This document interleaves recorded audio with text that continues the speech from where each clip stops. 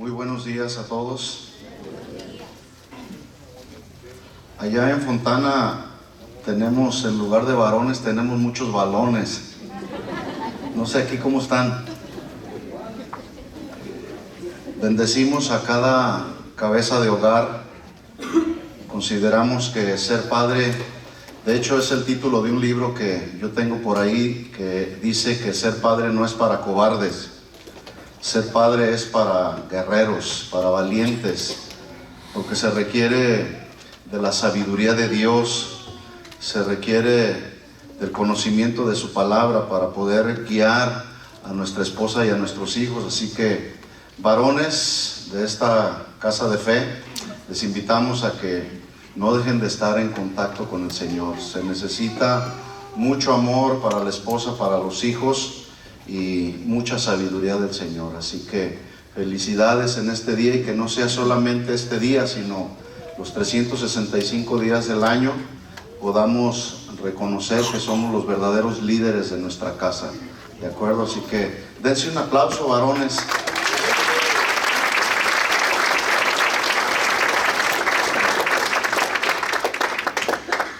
Quisiera invitarles a que abrieran su Biblia en Mateo capítulo 9.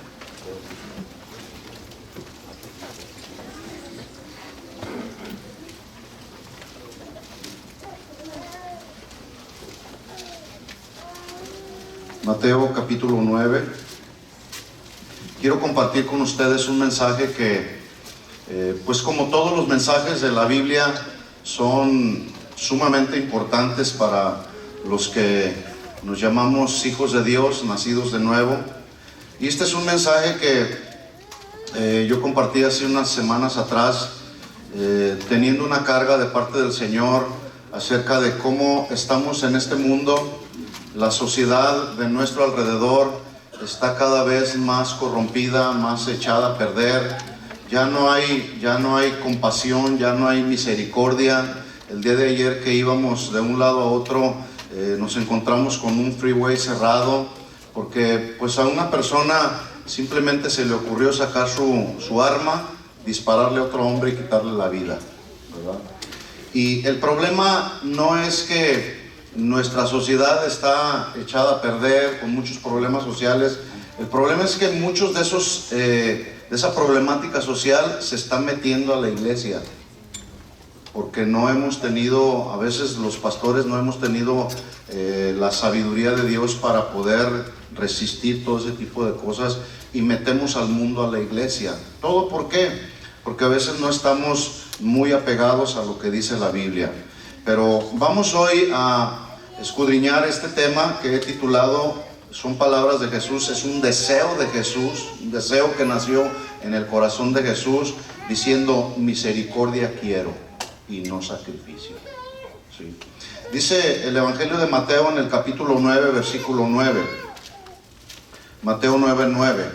Dice: pasando Jesús de allí, vio a un hombre llamado Mateo, que estaba sentado al banco de los tributos públicos, y le dijo: sígueme. Y se levantó y le siguió.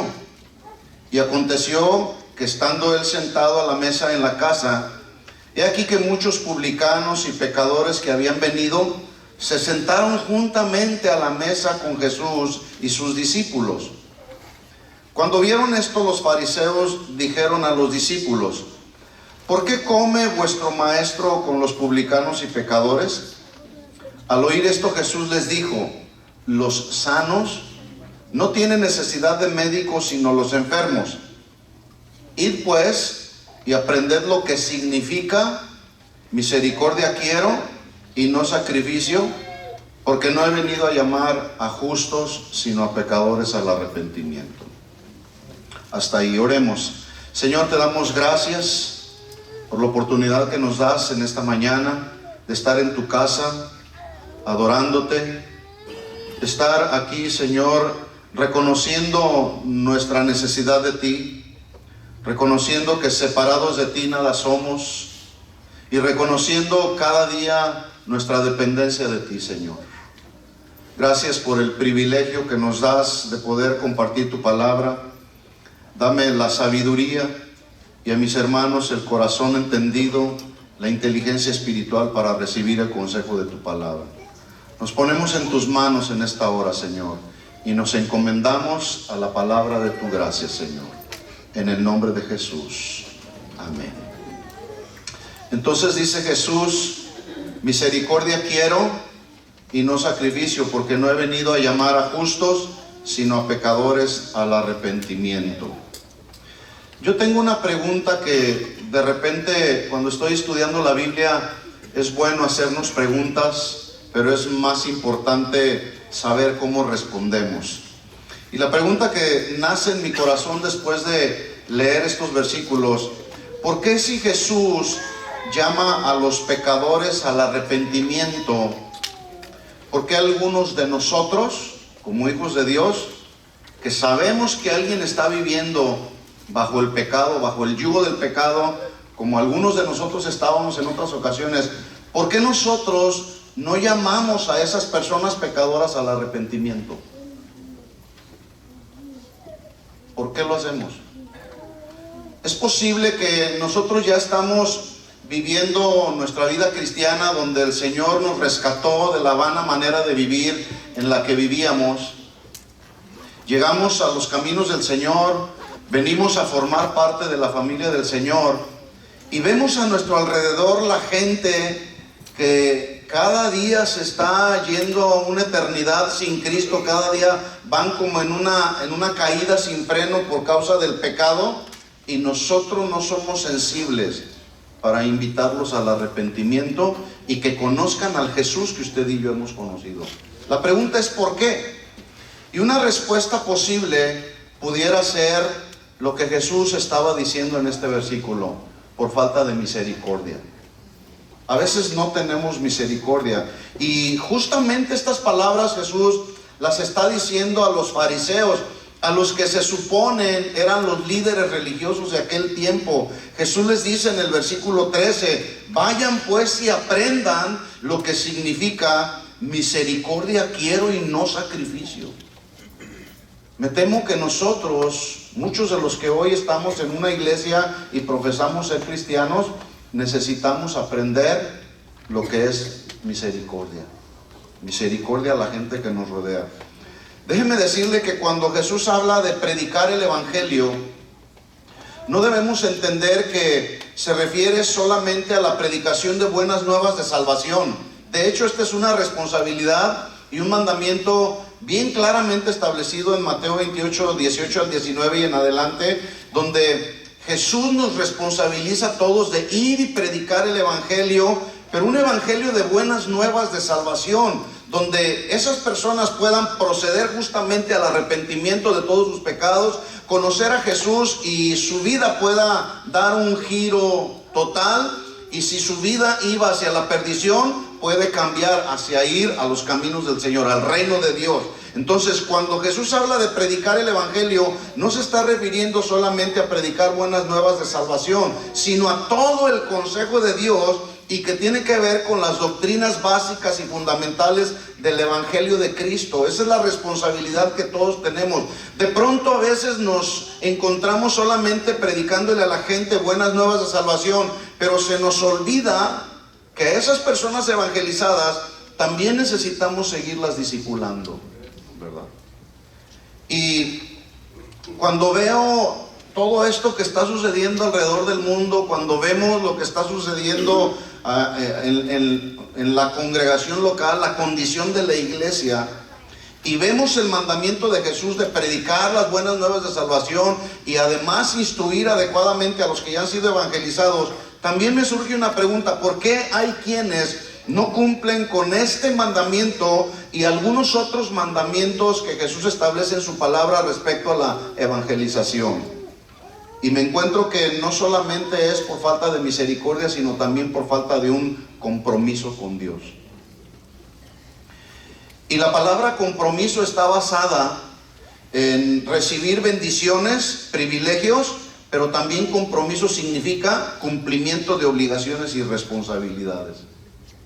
Es decir, somos hijos de Dios y no solamente recibimos de la bendición que Dios tiene preparada para nosotros, y qué bueno, hay que recibir las bendiciones que Dios tiene para nosotros y nos gozamos en recibir esas bendiciones. Pero escuchen esto, mis hermanos, también tenemos responsabilidades y obligaciones que cumplir como hijos de Dios. Y justamente ahí está el problema, donde solamente queremos recibir la bendición de Dios, los privilegios que Dios tiene para nosotros, pero no queremos cumplir con las obligaciones que nos establece en su palabra. Pero también encuentro que hay quienes no cumplen con la responsabilidad de predicar el evangelio, no solamente por falta de un compromiso, sino también, como lo estableció Jesús en Mateo 9:13, por falta de misericordia. Y yo espero que después de estar compartiendo este mensaje, donde ponemos a Jesús como el máximo ejemplo de misericordia y de compasión, yo espero que cada uno de nosotros el día de hoy salgamos con un deseo profundo en nuestro corazón por ser compasivos y misericordiosos con toda la gente que nos rodea.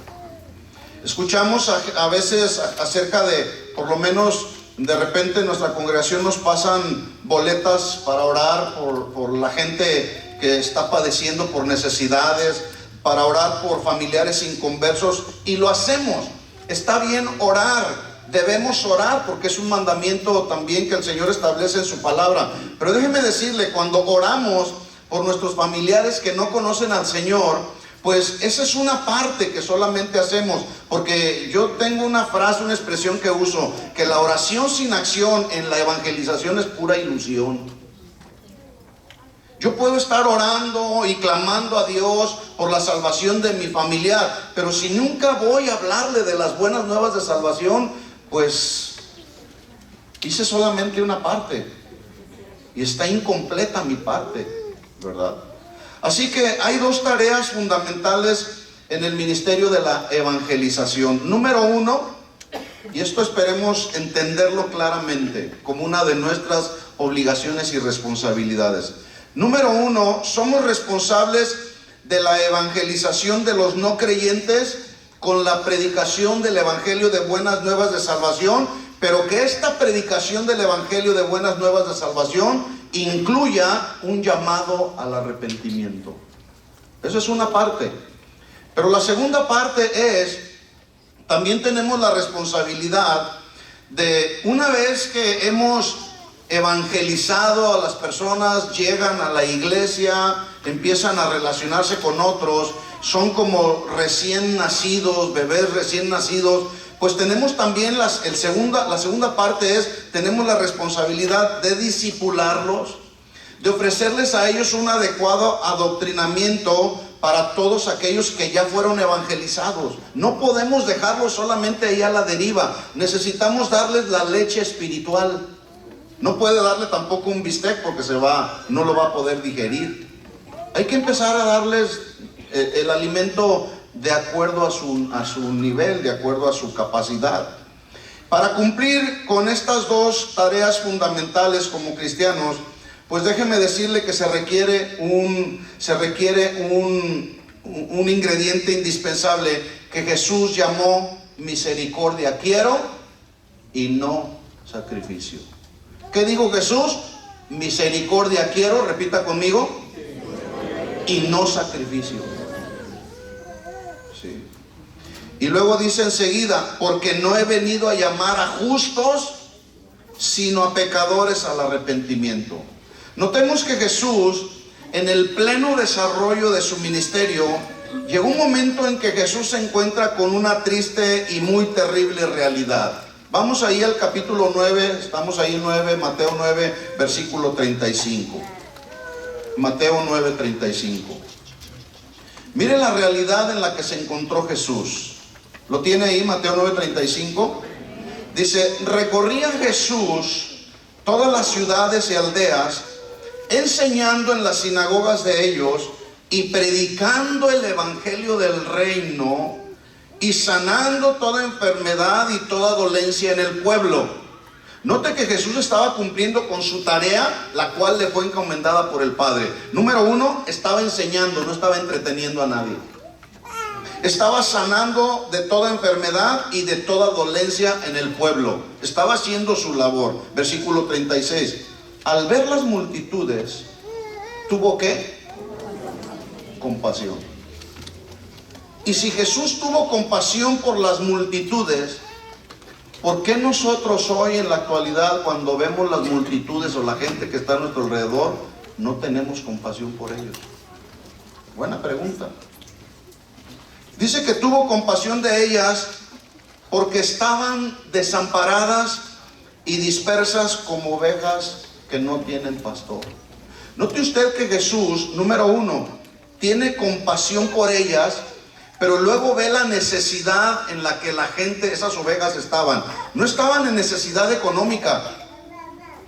Había una necesidad mucho más por encima de la necesidad económica. Estas ovejas estaban desamparadas y dispersas como ovejas sin pastor. Hoy, déjeme decirle, alrededor del mundo entero nos damos cuenta de muchas ovejas que andan por ahí, de iglesia en iglesia, buscando el alimento sólido, buscando los pastos verdes. Andan buscando poder contar con ese amparo y con ese cuidado y con ese alimento que solamente una iglesia cristiana le puede dar. Mucha gente el día de hoy anda desamparada y dispersa como ovejas que no tienen pastor. No andan buscando dinero. Mucha gente no anda buscando dinero porque luego de repente llegan a algunos ministerios que se precian de ser cristianos y mensajes, en lugar de darles mensajes que puedan traer edificación a su vida cristiana, les dan mensajes acerca de cómo hacerse ricos. No es dinero lo que la gente está necesitando. Lo que la gente está necesitando hoy no es más dinero, sino más de Dios. Yo necesito cada día más de Dios. No sé cuántos estén de acuerdo conmigo. Estaban entonces desamparadas y dispersas como ovejas que no tienen pastor. Déjeme decirle que el mensaje del Evangelio es un asunto de la soberanía de Dios. Es decir, el Dios de la Biblia determinó en su sabiduría, en su omnipotencia, determinó salvar a toda la humanidad. ¿A cuántos? A toda la humanidad, no solo a unos cuantos. Permítame decirle que esencialmente la salvación a los hombres no vino como el resultado del pecado del hombre. Tampoco vino por la desobediencia del hombre, o tampoco vino por causa de la condenación. Justamente la revelación de la salvación como un acto soberano de Dios. Versículo 9. ¿Quién nos salvó? Hablando de Jesús. Y nos llamó con llamamiento santo.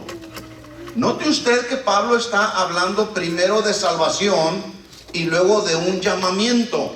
En otras palabras, no puede haber llamamiento sin previa salvación. El día de hoy, tristemente, hay muchos que están sirviendo en algún ministerio y al paso del tiempo nos damos cuenta que ni siquiera nacidos de nuevo son. No puede haber un llamamiento que sea genuino y real si antes la persona no ha nacido de nuevo. Y aquí lo establece Pablo. Él nos salvó y nos llamó con llamamiento santo, no conforme a nuestras obras, sino según el propósito suyo y la gracia que nos fue dada en Cristo Jesús antes de los tiempos de los siglos. ¿Sí? Gracia salvífica que vino a nuestra vida como un acto soberano de Dios antes de que incluso nosotros mismos hayamos nacido. Estos mismos versículos, o este mismo versículo 2 de Timoteo 1:9, en la versión Palabra de Dios para Todo, está mucho más claro y nos va a dar luz para poder entender este versículo. Dice de la siguiente manera: Dios nos salvó y nos llamó a ser su pueblo santo. ¿Cuántos son pueblo santo de Dios? Apartado, consagrado para Dios, sin mezcla con este mundo. ¿Sí? Yo quiero ser ese pueblo santo para Dios. Dice, no lo hizo por lo bueno que habíamos hecho, sino porque así lo quiso por su generoso amor. Ese amor nos lo dio antes del inicio de los tiempos mediante Jesucristo. Esto nos habla justamente de la preexistencia de Jesús. Aún antes de que todo fuera creado, todo lo que hay en este universo, en esta tierra, en este planeta, antes de que todo fuera creado, Jesús ya era. Amén. Por eso la Biblia dice que Él es el que era, el que es y el que ha de venir. ¿Cuántos lo están esperando?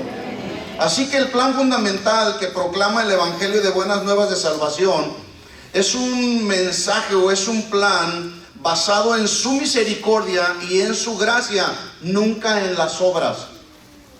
Porque si la salvación viniera por obras, pues entonces el sacrificio de Jesús es en vano, ¿verdad? Los creyentes continuamente hablamos acerca de cómo es la salvación de acuerdo a las palabras que Pablo expresó en Efesios 2:8, cuando él dijo: porque por gracia sois salvos por medio de la fe, y esto no es de vosotros, pues es un don de Dios, y no es por obras, para que nadie se gloríe. ¿Estamos claros con eso? Amén. La salvación no es por obras. No somos salvos por nuestras buenas obras, pero sí hemos sido salvos para hacer buenas obras, y eso es diferente, ¿sí? Hablamos pues y mencionamos acerca de la gracia, pero a veces no sabemos o ignoramos lo que verdaderamente significa la gracia de Dios. Voy a tratar de explicarlo de la siguiente manera. El amor de Dios está sostenido por dos grandes pilares, por decirlo de alguna manera, dos grandes pilares que sostienen el amor de Dios. Número uno, la misericordia por un lado, y número dos, la gracia de Dios por otro lado. De manera que el amor de Dios se expresa a través de la misericordia. Y la misericordia es el amor que ama de forma permanente, a pesar de cualquier circunstancia o a pesar de cualquier situación que podamos estar viviendo. Necesitamos cada día experimentar, o podemos experimentar, mejor dicho, del amor de Dios a través de su misericordia. De tal forma que cuando hablamos de misericordia, necesitamos conocer el sentido etimológico que la palabra misericordia significa. Por ejemplo, la palabra misericordia es una palabra griega, pero también latina, compuesta de tres voces. Uno, misere, de miseria; cor o cordis, de corazón; y misericordia, las dos últimas palabras, ia, hacia los demás. Entonces, de acuerdo a la etimología latina, misericordia, escuchen bien esto, el significado de esta palabra misericordia es la miseria de otro que pasa por nuestro corazón. La miseria de otro que pasa por nuestro corazón. Dije yo entonces que el amor de Dios está sostenido por dos pilares, ¿sí? Por un lado, la misericordia de Dios, y por otro lado, la gracia de Dios. De tal forma que cuando tú pasas la miseria de otro por tu corazón, entonces le amas, porque reconoces que ese otro que está pasando por miseria está necesitado del amor que tú ya tienes. Acuérdese, Jesús dijo: misericordia quiero y no sacrificio.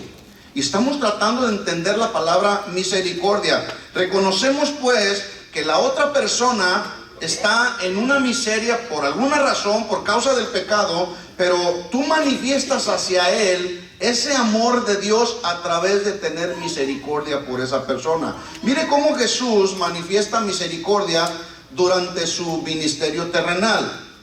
Repito entonces, misericordia significa pasar la miseria de otro por nuestro corazón. Ahí en el corazón, donde está el centro de la personalidad de todos los seres humanos, donde están los sentimientos, las emociones, donde está la voluntad, donde están nuestras verdaderas motivaciones. Ahí es donde Jesús nos está llamando a pasar la necesidad, la miseria de otro por nuestro corazón, que podamos sentir la necesidad ajena y podamos entonces ser movidos a compasión y misericordia, como ejemplo nos dio Jesús. Vamos ahí entonces a Mateo 9, versículo 9, a ver cómo Jesús nos da ejemplo justamente de misericordia. Dice: pasando Jesús de ahí, vio a un hombre llamado Mateo. Este hombre estaba sentado en el banco de los tributos públicos y le dijo: sígueme. Y se levantó y le siguió. Pausa. Jesús llama a un hombre cobrador de impuestos Yo no veo ahí más instrucción en este versículo.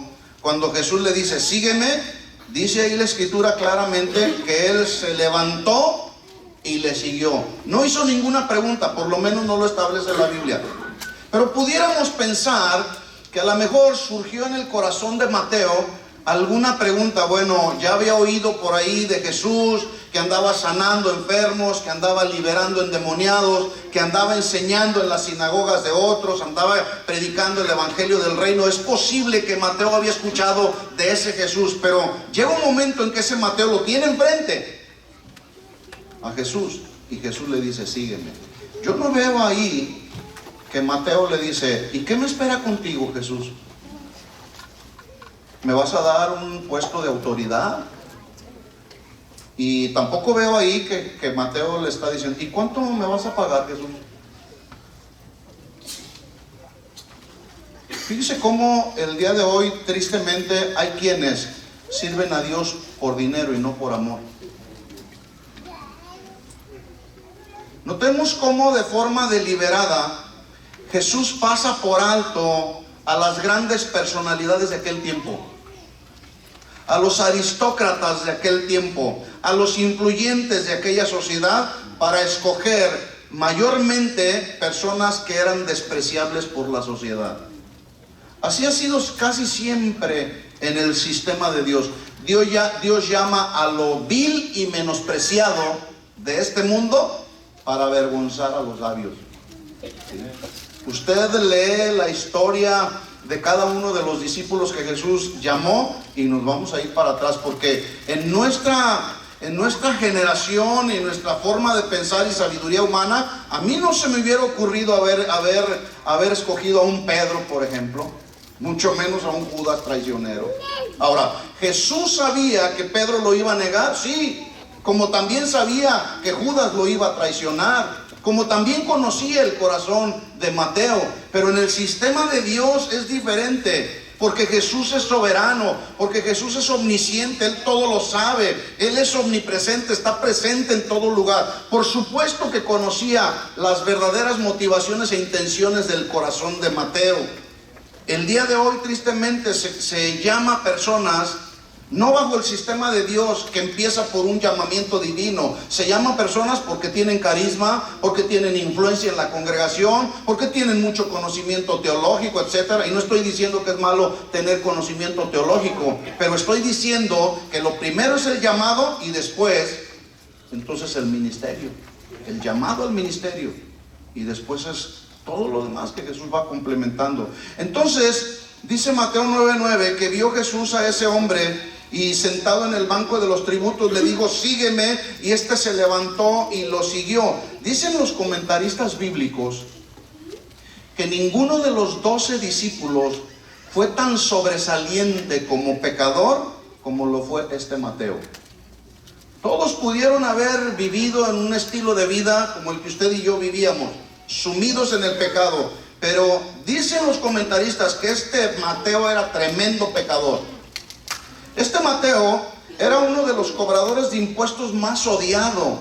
Era despreciado por la sociedad de Israel debido a que junto con sus colegas abusaba sacándoles el dinero a la gente, usando de manipulaciones y haciendo uso de gente que era malhechora en el asunto. Querían robar a la gente, querían el dinero de la gente, no querían el corazón de la gente, querían el dinero de la gente. Tristemente el día de hoy nos damos cuenta que hay predicadores que no quieren el corazón de la gente, no quieren la salvación de la gente, quieren el dinero de la gente. Y de esos hay que cuidarnos.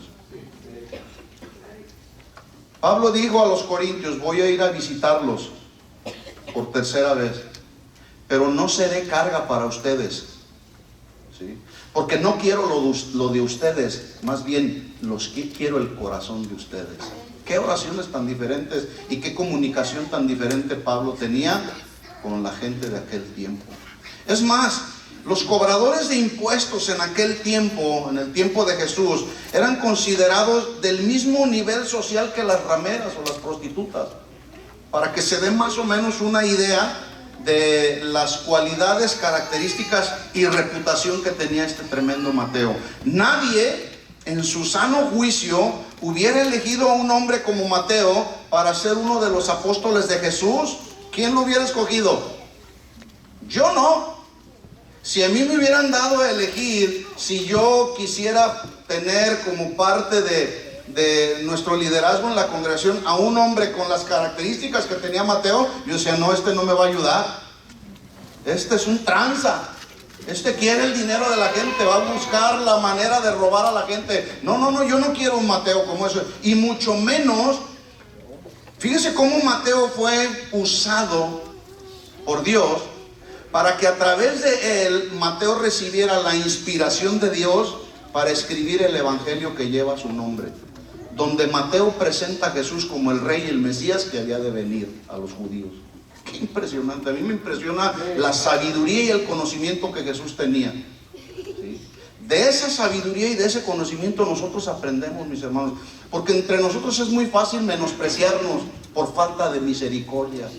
Y Jesús les está enseñando, aquí en todo este pasaje está encerrada una gran enseñanza de misericordia de Jesús que vamos a descubrir. Solo Jesús, quien es omnisciente y conoce todas las cosas, fue y tuvo la capacidad para escoger a un hombre con las cualidades de Mateo. Versículo 10. Y aconteció que estando él sentado a la mesa en la casa, hablando de Jesús, he aquí que muchos publicanos, note usted que dice muchos, yo me imagino, siendo este hombre un cobrador de impuestos que tenía una gran mansión, donde tal vez pudo haber tenido un salón para hacer algún banquete como este o más grande que este, porque dice ahí que eran muchos publicanos.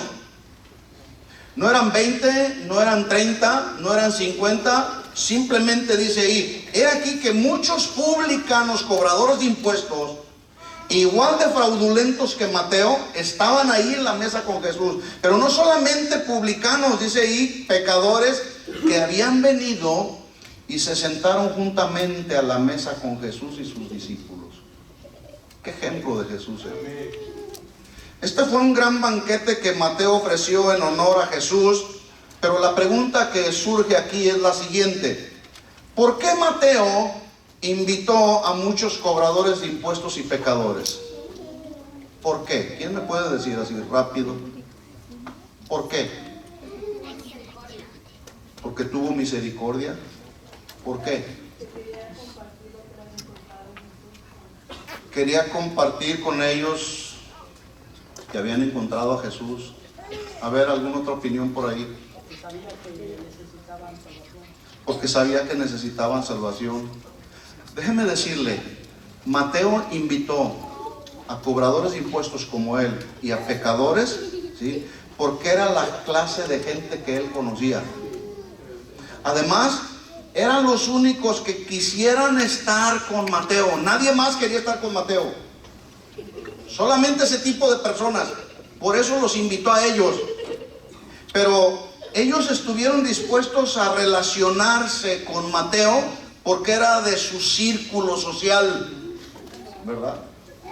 Por ejemplo, los fariseos no quisieron estar ahí porque no eran del círculo social de Mateo, ¿sí? Eran legalistas. Eran ladrones también, porque le decían a la gente, no roben, y ellos robaban. Eran adúlteros también, pero lo disfrazaban muy bien, porque le decían a la gente, no adulteren, y ellos eran adúlteros también, pero lo disfrazaban muy bien. Pero dice aquí que muchos pecadores estuvieron ahí y cobradores de impuestos. Versículo 11. Cuando vieron esto los fariseos, dijeron a los discípulos, les nació el celo legalista, como el día de hoy sigue saliendo y surgiendo el celo legalista en muchos que están dentro de la iglesia. ¿Por qué esas luces? ¿Por qué presentan esos videos dentro de la iglesia? Eso es legalismo, mis hermanos.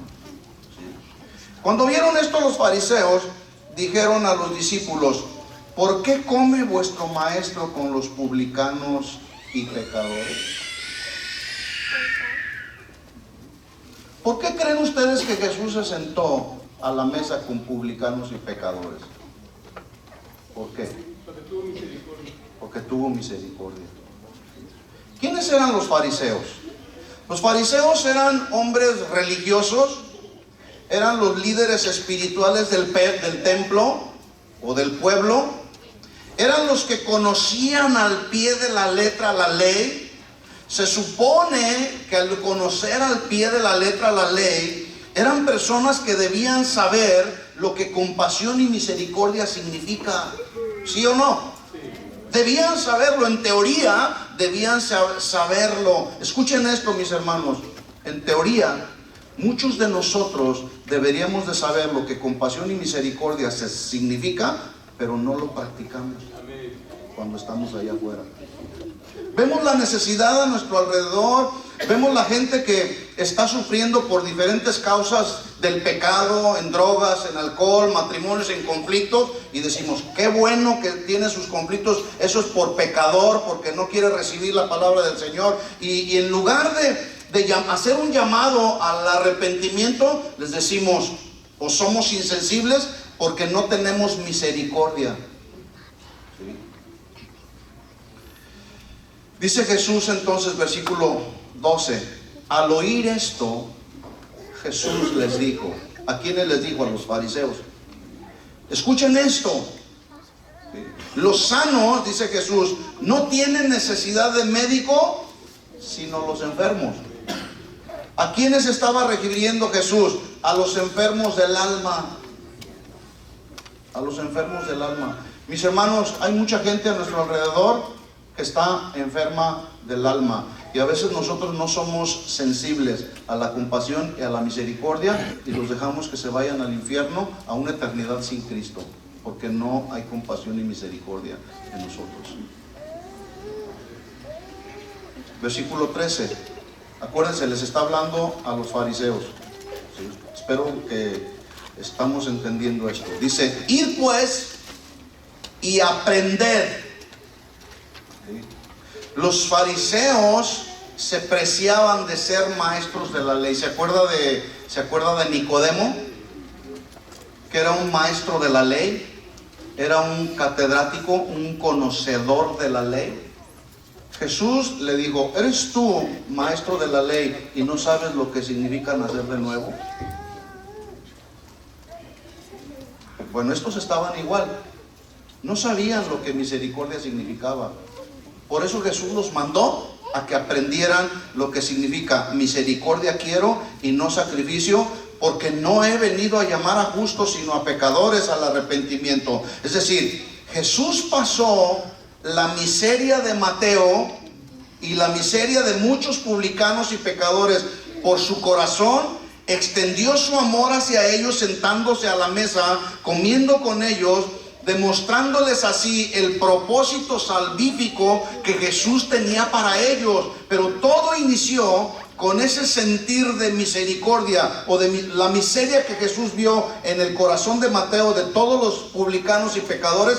Pasa esa miseria por su corazón, se sienta a la mesa con ellos sin hacer ninguna diferencia, porque Jesús en su corazón tenía un propósito. Él quería salvar la vida de muchos, aquellos que reconocieran a Jesús como su Señor y como su Salvador. Los quería salvar a través de hacerles un llamado al arrepentimiento, como lo dice ahí el versículo. No he venido a llamar a justos, sino a pecadores al arrepentimiento. Yo me imagino que de repente Jesús se levanta de la mesa y les dice, ustedes necesitan nacer de nuevo. ¿Cuántos quieren recibir la salvación que yo estoy aquí para ofrecerles? Necesitan arrepentirse de todos sus pecados. No dice la Biblia, pero yo me imagino que más de alguno de estos publicanos y pecadores tuvieron un encuentro con Jesús ese día. Pero todo empezó pasando Jesús la miseria de otros por su corazón, reconociendo la necesidad que ellos tenían de arrepentimiento, y entonces Jesús les dijo, yo soy el camino, la verdad y la vida.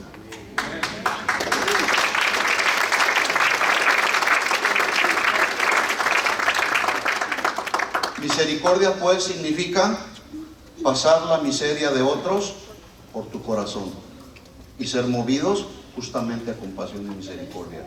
Pregunta, ¿habrá gente a tu alrededor la cual tú y yo necesitamos pasar la miseria de ellos por nuestro corazón y amarles con el amor que están necesitando? Hay mucha gente a nuestro alrededor. El asunto, vuelvo a repetir, es que a veces no somos sensibles aquí en nuestro corazón. ¿Sabe usted por qué surgen problemas entre los matrimonios? El hombre con la esposa, el papá con los hijos con los padres. A veces porque no somos misericordiosos, porque andamos viviendo nuestra vida tan aprisa, tan rápido. No tenemos momentos de calidad con nuestra familia. No tenemos momentos de calidad con la esposa, con los hijos, donde podemos hablar el uno al otro acerca de los asuntos personales, donde puede ayudarnos a fortalecer nuestra relación de matrimonio, nuestra relación de familia, porque a veces no somos misericordiosos. Se nos olvida una de las bienaventuranzas a las cuales Jesús se refirió en el Sermón del Monte, cuando habló de las bienaventuranzas, diciendo: bienaventurados los misericordiosos, porque ellos alcanzarán misericordia. A veces solamente queremos que otros nos tengan misericordia y nosotros no queremos extender esa misericordia hacia otros. Así no funciona. Necesitamos poner en práctica las palabras de Jesús: bienaventurado, dichoso, feliz. Todos aquellos misericordiosos, porque ellos alcanzarán misericordia. ¿Nota usted cómo Jesús nos da ejemplo de lo que la verdadera misericordia significa, teniendo misericordia de un cobrador de impuestos? ¿Sí? Bueno, ahí está ese Mateo. Sin lugar a dudas, la vida de Mateo cambió. Usted estudia el Evangelio de Mateo y va a encontrar una serie de revelaciones impresionantes ahí. ¿Sí? ¿Cómo Mateo tuvo después de haber sido un cobrador de impuestos, tuvo que meterse en los asuntos de la ley para poder a su audiencia, que eran fundamentalmente judíos, poderles con conocimiento del Antiguo Testamento, poder enseñarles acerca de ese rey y Mesías que estaría por venir. Tuvo que meterse a estudiar, tuvo que meterse a conocer el Antiguo Testamento. Más adelante, entonces, en el versículo 27 del mismo capítulo 9 del Evangelio de Mateo, dice: pasando Jesús de ahí, le siguieron dos ciegos dando voces y diciendo: ten misericordia de nosotros, hijo de David. Acuérdese, estamos hablando que el amor de Dios está sostenido por dos pilares. Por un lado la misericordia y por otro lado la gracia de Dios. Estamos viendo la parte de la misericordia. Dos ciegos ahí que dan voces diciendo a Jesús: ten misericordia de nosotros, hijo de David. Note usted que estos ciegos no le están pidiendo de la gracia a Jesús. No le dicen: danos gracia, sino dicen: danos de tu misericordia. En otras palabras, ellos le estaban diciendo a Jesús: hijo de David, mira nuestra miseria, pásala por tu corazón y sé propicio a nuestra necesidad. Somos ciegos, Jesús. Pero una vez que tú conoces nuestra condición, sabemos, entendemos que como el Rey de Reyes, el Señor de Señores, que tienes todo el poder y toda la autoridad para sanarnos, tú podrás hacer un milagro en nuestras vidas. Estoy parafraseando solamente. Versículo 28. Llegado a la casa, vinieron a él los ciegos y Jesús les dijo: ¿creen que puedo hacer esto? Y mire usted la respuesta de ellos. Ellos no dijeron: pues no sé, Señor, tal vez, quizá podrás hacerlo. Ellos dijeron con toda autoridad, con toda convicción: sí, Señor, sí creemos. Esto nos da una enseñanza de fe, mis hermanos. Una enseñanza que a veces nosotros, Jesús, estamos pasando por necesidades y de repente puede venir la voz del Señor hablando en nuestro corazón: oye, ¿tú crees que te puedo suplir tu necesidad? Y luego empezamos: pues quién sabe, Señor. Una ocasión, la Biblia narra en el libro de los Salmos que el pueblo de Israel, andando en el desierto, Dios les dijo: ¿creen que puedo ponerles mesa en el desierto para que se alimenten? Y ellos dijeron: pues quién sabe, Señor. Una y otra vez el pueblo de Israel se rebeló contra Dios, adorando otros ídolos. Una y otra vez el pueblo de Israel cayó en la incredulidad de ese Dios soberano que en un tiempo lo sacó con mano fuerte y poderosa. Así estamos muchos a veces. ¿Crees que puedo suplir tu necesidad? ¿Crees que te puedo sanar? ¿Crees que verdaderamente tengo el poder y la autoridad para traer consolación a tu corazón? ¿Crees verdaderamente que te puedo dar la sabiduría que tú necesitas para conducirte con tu esposa, con tus hijos, con tu familia, en la iglesia, en tu trabajo, a donde quiera que tú vayas? ¿Crees que verdaderamente Dios nos puede dar de su sabiduría? ¿Sí o no? Yo sí lo creo.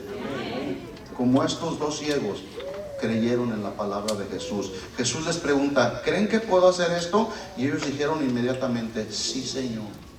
Sí creemos. Versículo 9. Y entonces, acto seguido, dice Jesús que tocó los ojos diciendo, conforme a su fe, se ha hecho. Note usted que Jesús no hizo todo un espectáculo, no hizo una campaña de sanidad y milagros, donde se agarró aventando a la gente y haciendo mucho alarde de su poder. Simplemente lo único que hizo Jesús fue tocarlos, tocar sus ojos. ¿Y qué cree usted? ¿Que fueron sanados, sí o no? Amén. Inmediatamente dice, los ojos de ellos, versículo 30, fueron abiertos y Jesús les encargó rigurosamente diciendo, miren que nadie lo sepa. ¿Qué fue lo que estaba sucediendo aquí? La miseria de aquellos dos ciegos, Jesús la pasó por su corazón. Fue movido a compasión y a misericordia. Toca los ojos de estos dos ciegos e inmediatamente reciben la vista. Ese es el Jesús, mis hermanos, al que usted y yo debemos de servir todos los días, sin reservas. Sin reservas. Porque Él es Rey y Señor de nuestras vidas. El día de ayer yo estaba compartiendo un mensaje que el simple título nos funde los fusibles, como dicen por ahí.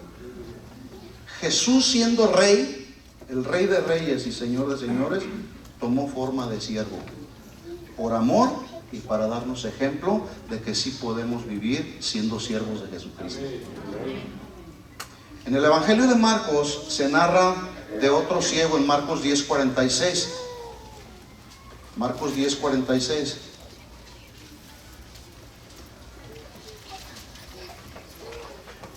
Dice así la escritura: entonces vinieron a Jericó, y al salir de Jericó, él y sus discípulos y una gran multitud, Bartimeo el ciego, hijo de Timeo, estaba sentado junto al camino mendigando, y oyendo que era Jesús Nazareno, comenzó a dar voces y a decir: Jesús, hijo de David, hazme próspero.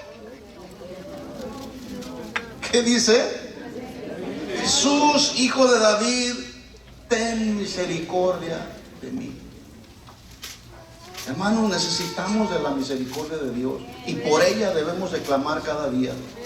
Necesitamos de la sabiduría de Dios y por ella debemos clamar cada día.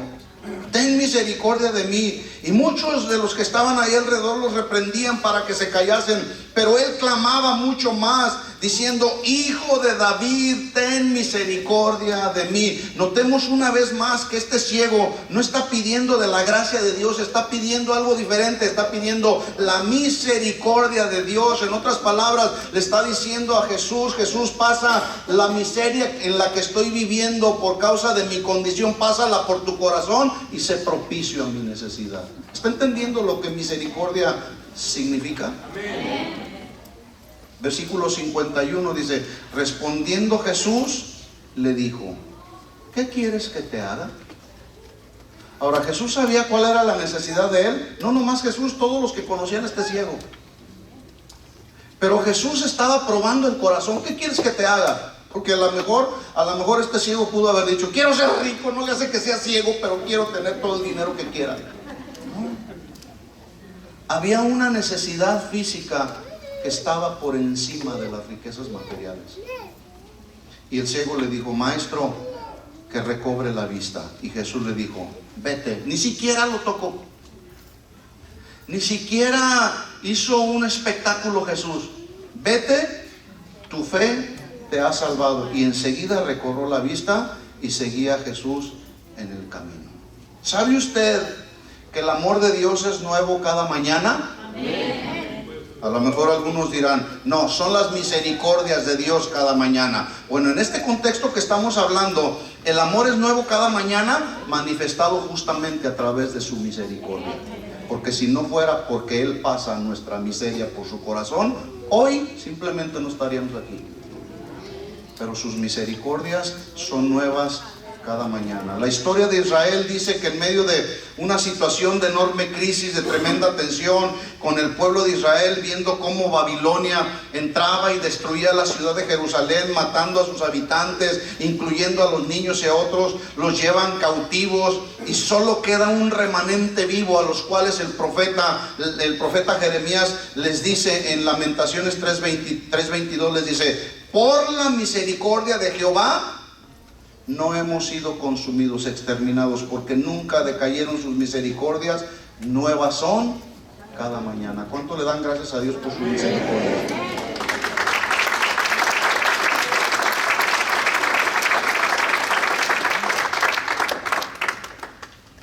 Bueno, cuando la Biblia dice que recorría Jesús todas las ciudades y aldeas, enseñando en las sinagogas, al ver las multitudes, dice que tuvo compasión de ellas porque estaban desamparadas y dispersas como ovejas sin pastor.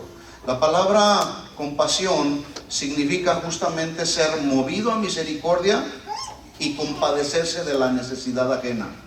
En otras palabras, vuelvo a repetir, significa pasar la miseria de otros por nuestro corazón, compadecernos de sus necesidades o de la necesidad de salvación, si es esta la que necesitan, pero además enseñarles. Podemos ver ahora cómo muchos el día de hoy están pasando por una miseria que tiene que ver con la enseñanza de la doctrina. Algunos no están siendo adecuadamente adoctrinados y están en una miseria espiritual. Porque también no hay buenos maestros que están enseñando. Los buenos maestros que el día de hoy existen enseñando la sana doctrina, como que están en peligro de extinción.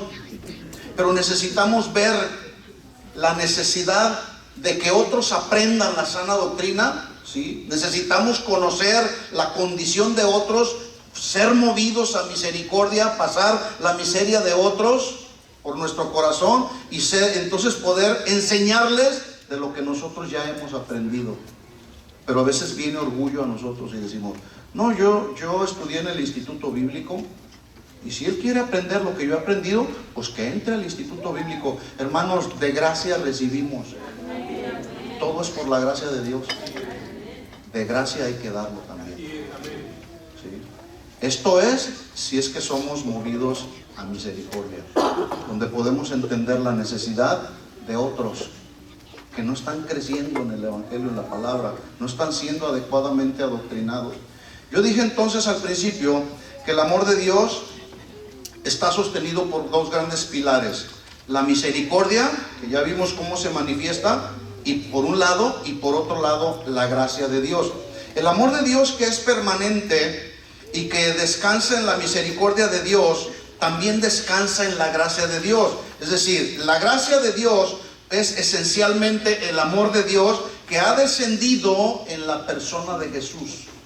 La gracia de Dios, ¿sí?, esencialmente es el amor de Dios que ha descendido en la persona de Jesús. Juan 1:14 dice: y aquel verbo fue hecho carne y habitó entre nosotros, y vimos su gloria, gloria como del unigénito del Padre. Y luego dice: lleno de gracia y de poder. De tal forma que lo que Juan está narrando en su evangelio tiene que ver con aquel verbo hecho carne que descendió a la tierra, habitó entre nosotros, porque en Juan capítulo 1 versículo 1 dice: en el principio era el verbo era con Dios y el verbo era Dios. Esa palabra era, o expresión era, resalta justamente la preexistencia de Cristo. En otras palabras, antes que todas las cosas existieran en este planeta, Jesús ya era o ya existía. Jesús siempre ha sido. Dice versículo 2: este era en el principio con Dios. Esto es para aquellos que niegan la identidad de Jesús como el Rey, para los que niegan la deidad de Jesús, ¿sí? Porque algunos el día de hoy creen que solamente Jesús fue un ser creado y que no es Dios. Dice aquí versículo 2, este era en el principio con Dios. Esta preposición con en la gramática de la lengua española tiene como función principal ligar o unir un nombre o persona o cosa con otra. Lo que Juan está diciendo entonces es que este verbo Jesús era o estaba unido o ligado con Dios. Y entonces vemos ahí, versículo 1, el verbo Jesús que era Dios, lo vemos por un lado, y en el versículo 14 dice que ese verbo que era Dios se hace hombre, y lo que más impacta el corazón de Juan en su narración es que la gracia de Dios está manifestada en la persona de Jesús. Dice, y aquel verbo fue hecho carne, habitó entre nosotros, vimos su gloria como del unigénito, lleno de gracia y de verdad. ¿Entiende entonces lo que significa misericordia quiero y no sacrificio? Sí. Mire lo que Pablo escribió a los Corintios respecto a la gracia de Dios. Vamos a 2 de Corintios 8:9. Vamos rápido.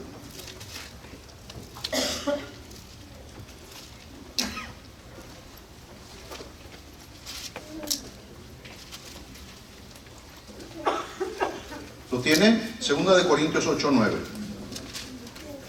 Dice, porque ya conocen la gracia de nuestro Señor Jesucristo, que por amor a vosotros se hizo pobre. Quiero resaltar esta expresión, por la gracia del Señor Jesucristo, que por amor a vosotros se hizo pobre, siendo rico, para que vosotros con su pobreza fueseis enriquecidos. Este mismo versículo, 2 de Corintios 8:9, palabra de Dios para todos, dice así: ustedes conocen el generoso amor de nuestro Señor Jesucristo, quien siendo rico se hizo pobre por ustedes, para que por medio de su pobreza ustedes se hicieran ricos. Recuerde, el amor de Dios está sostenido por dos pilares: por un lado misericordia y por otro lado gracia. Todo eso comprende el amor de Dios. Quiero rescatar el punto aquí importante en este versículo que dice, el Hijo de Dios se hizo pobre. Cuando Pablo habla de Jesús con sus atributos de preexistente, él dice en Colosenses 1:16, porque en él, es decir, en Jesús, dice, fueron creadas todas las cosas, las que hay en los cielos y las que hay en la tierra, visibles e invisibles, sean tronos, sean dominios, sean principados, sean potestades. Todo fue creado por medio de él y para él, para que fueran para él, es decir, para Jesús. Pregunta, ¿por qué todas las cosas fueron creadas por él y para él? Bueno, la respuesta es porque él es el unigénito, es decir, el único nacido. Y cuando Jesús viene al mundo, pregunta, cuando Jesús viene al mundo, se hace carne, pregunta, ¿sigue siendo el unigénito Hijo de Dios, sí o no? Sí, él sigue siendo el unigénito de Dios. Entonces la segunda pregunta, si es que reconocemos que Jesús sigue siendo el unigénito Hijo de Dios, sigue siendo el unigénito de Dios Jesús, entonces la pregunta es, ¿dónde está su pobreza? Jesús sigue teniéndolo todo, porque todo fue creado por medio de él y para él. Dice entonces Juan 1:1, en el principio era el verbo era con Dios y el verbo era Dios. Este era en el principio con Dios. Todas las cosas fueron creadas y hechas y por él fueron hechas, y sin él nada de lo que ha sido hecho existe. En él estaba la vida era la luz de los hombres, la luz en las tinieblas resplandece y las tinieblas no prevalecieron contra ellos. El Hijo de Dios siendo pobre. El término pobreza, cuando se usa en relación a Dios, significa que el Padre no puede dar más de lo que ya dio. De tal manera que el Padre no puede dar nada más porque ya nos dio a su Hijo. Y el Hijo no puede dar más porque ya dio su vida. Espero estemos tratando de entender esto. De tal manera que cuando Pablo dice que se hizo pobre para hacernos ricos, significa que Dios ha dado todo cuanto tenía para que por su todo entregado, nosotros que éramos pecadores y que no teníamos nada, recibamos el todo de Dios, y en ese sentido somos enriquecidos por Dios. No sé si me expliqué. En otras palabras, Jesús, el Hijo de Dios, al entregarse totalmente, sin faltar nada, en ese sacrificio perfecto, único y suficiente de la cruz, nos hizo ricos, nos dio salvación eterna, no es momentánea. ¿Cuántos tienen esa salvación? Y es una salvación eterna. Dios no nos da la salvación y luego nos la quita, ¿sí? Pero nos dio también perdón completo y absoluto, ¿sí? Pero también nos dio gozo, para que el gozo de Dios pues sea nuestra fortaleza.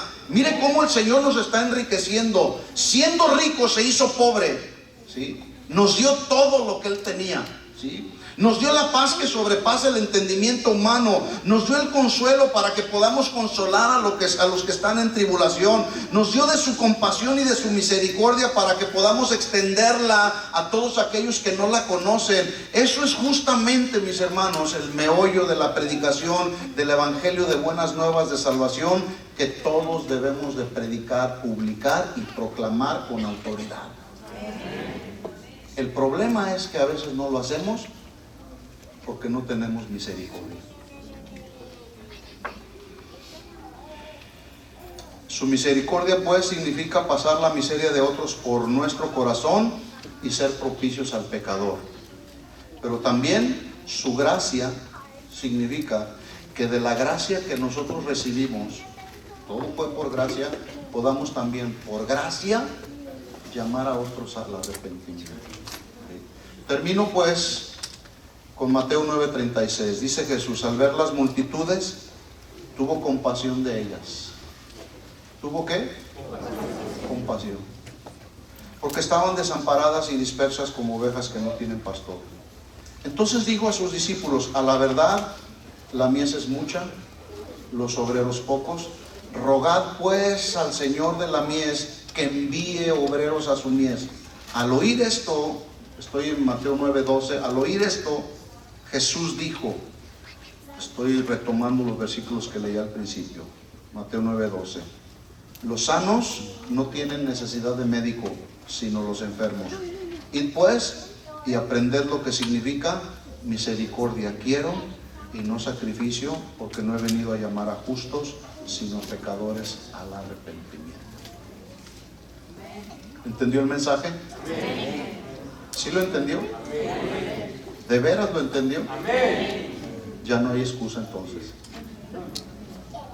Ya no hay excusa. Somos responsables entonces de ser movidos a compasión y a misericordia, porque Jesús dijo: misericordia quiero y no sacrificios. No he venido a llamar a los justos, sino a los pecadores al arrepentimiento.